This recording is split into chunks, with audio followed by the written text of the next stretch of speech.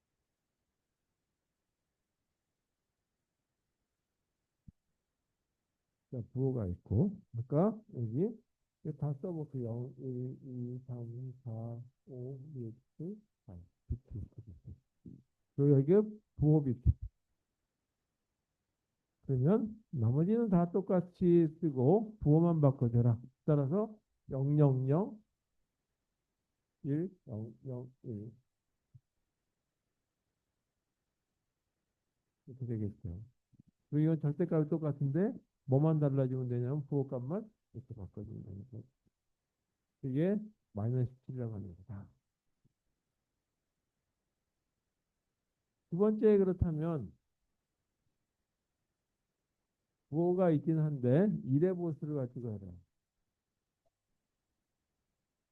들어가는 걸로 찾아라라고 한다면 간단하죠. 이거는 양수로 되어 있는 거에 0은 1로 1은 0으로 전환만 이렇게 씌워주면 되는 거죠.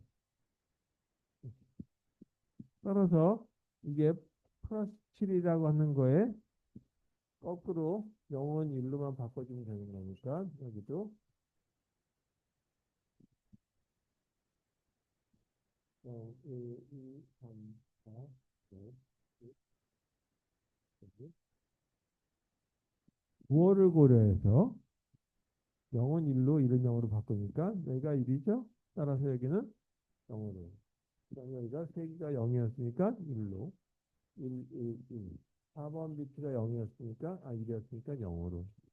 나머지는 다 0, 0, 0이었으니까 1, 1이죠. 여기는 자동적으로 5가 0이었으니까 1로 바뀌고, 이게 signed once complement 해당되는 거다.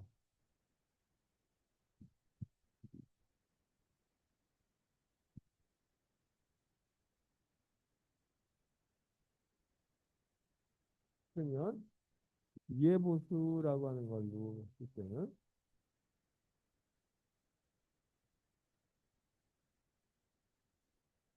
이해보수는 오른쪽에서 왼쪽으로 가면서 이제 오른쪽에서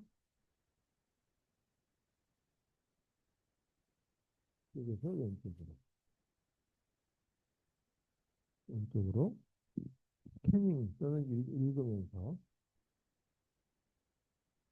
먼저 첫 번째 일이 나올 때까지 복사.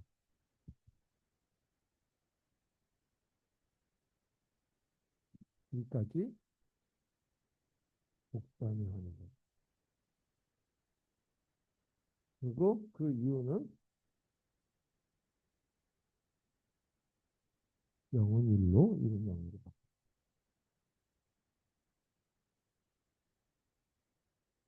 자, 이게 원칙은 아니고 하다 보니까 이런 게 저희 그 룰이 만들어진 거죠. 원칙은 어떻게 하냐면 1의 보수에다 더하기 1을 하는 게 원칙이죠. 자, 그렇다면 여기서 양수에 대한 거 가지고 이걸 바꾸는 거니까 0, 1, 2, 3, 4, 5, 6, 7. 그럼 첫 번째 일이 나올 때까지 복사하라 그랬어요. 그 오른쪽에서 왼쪽으로 쭉 가면서 첫 번째 일이 나올 때까지 보니까 이게 첫 번째 일이네. 여기 그냥 복사해. 나머지는 다 바꿔주면 되니까 0, 0, 0은 1, 1, 1로 바꿔주면 되죠. 그 다음에 4번 비트가 1이었으니까 0. 나머지 0, 0, 0이었으니까 1, 1, 1. 부호가 0이었고 자동적으로 1로 바뀌죠. 이게 이 사인드 투스 컴플리멘트로 나타내는 마이너스 10이라고 하는 값이다.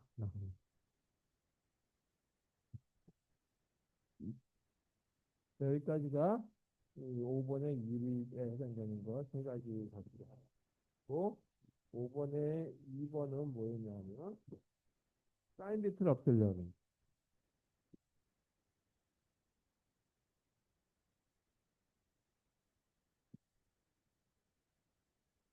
그거를 위한 바이어스 값. 이걸 찾아라. 그럼 바이어스라고 하는 거는 뭔가 좀 이렇게 기울어졌다 한쪽으로 값을 그, 넣어야 되겠다는 얘기죠. 그럼 우리가 표현할 때 여기가 0이라고 하는 어떤 값이 있으면 이 정도가 양수 범위고 이쪽이 음수 범위인데 구체적으로 이 음수로 표현될 수 있는 양의 수나 양수로 표현될 수 있는 양의 수가 유사하게 만들어져야 되겠죠. 이거 나는 싫어. 그래가지고 이 양수 쪽은 이만큼 표현되고 음수는 이만큼 표현되고 이거는 조금 되게 그 불합리하다 이거죠. 언제든지 양수하고 음수가 그 비슷하게 쓰일 가능성이 많기 때문에 그렇다면 어떻게 하는 것이 좋을지. 그래서 바이어스 값은 여러분들이 알아서 결정해 주는 문제이긴 하겠지만 나는 양수밖에 안 써. 그러면 여기 양수에 맞는 거 가지고 이제 값을 좀 조정해 줄 수는 있겠죠. 근데 일반적으로 그렇지 않다 이거죠. 그냥 둘 다 양수나 음수가 평균적으로 비슷하게 나오도록 해야 되겠다. 그러면 우리가 이렇게 이런 경우만 한번 보도록 하죠. 세비트에 해당되는 걸 보게 되면 인내를 이렇게 표현하게 되면 얘가 부호가 0 또는 1에 해당되는 걸 나타낸다. 그럼 0일 때에는 어떻게 되냐면 양수, 1일 때는 음수. 그러면 데이터 부분에 해당되는 거다. 근데 이걸 없애버리려고 이 부호를 제거해버리려고 한다 그러면 어떻게 하면 되겠느냐. 그래서 여기가 0이라고 하는 거에서 이 3이라고 하는 것까지가 나오게 되고 인수로 그다음에 여기 마이너스 3이라고 하는 것까지의 범위를 나타내려고 한다 이거예요. 그렇다면 이거를 없애기 위해서는 2의 영수가 가정식을 보게 되면 2의 영승, 2의 1승, 2의 2승인데 어떤 값을 더하면 되겠냐. 어떤 값보다 크면 양수를 보게 되고 어떤 값보다 작으면 음수를 볼 것이냐라고 하는 거죠. 그래서 이와 같이 음수 범위가 있었는데 이걸 다 양수 범위에 대한 걸로 나타내고 이 양수 범위 중에서 이 그 일부분에 해당되는 걸 보게 되면 이거보다 기준값보다 작으면 음수를 보고 그다음 이건 양수를 보겠다. 그래서 저희가 기준값을 한번 보요. 이 기준값에 해당되는 거를 0이라고 하는 거에서 1로 옮겨야 되는 거죠. 그래서 여기 기준값에 해당되는 걸 얼마인지 모르지만 델타라고 하는 값으로 가지고 한번 나타내보죠. 라고 한다면 얼마만큼 할 거냐? 3칸 정도 옮겨야 되겠죠. 그만큼 옮겨야 될 거니까 여기는 3이라고 하는 값을 더하면 되겠죠. 3이라고 하는 거는 2에 2승 빼기 쓴 거에 해당되는 값이 되겠죠. 그럼 3칸 이쪽으로 다 이동한 거니까 그게 뭐냐면 바이어스 값이다. 그리고 여기서는 여기에 부호가 있으니까 요만큼 해당되는 것만큼 전체적으로 다 양수의 그 부호를 없애고 그거 값보다 작으면 얼마보다 작은 거. 보면 양수, 보다 큰 음수 이렇게 찾아야 되겠죠. 따라서 여기서 바이어스 값은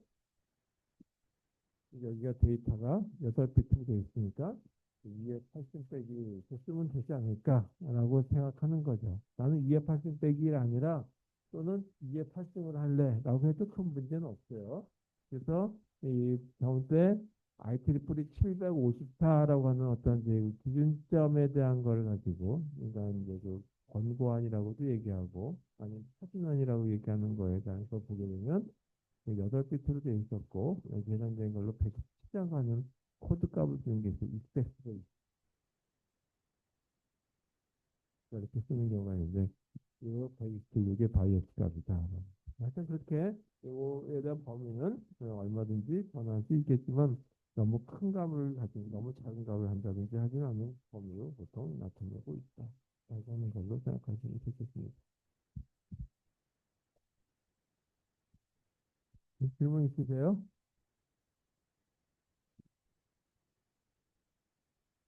그러면 시험 문제는 여기까지 풀어봤고 3시에 다시 시작하도록 하겠습니다. 그래서 3시부터는 증명법 전 시간에 조금 했지만 또 다시 한번 진행하면서 보도록 할게요.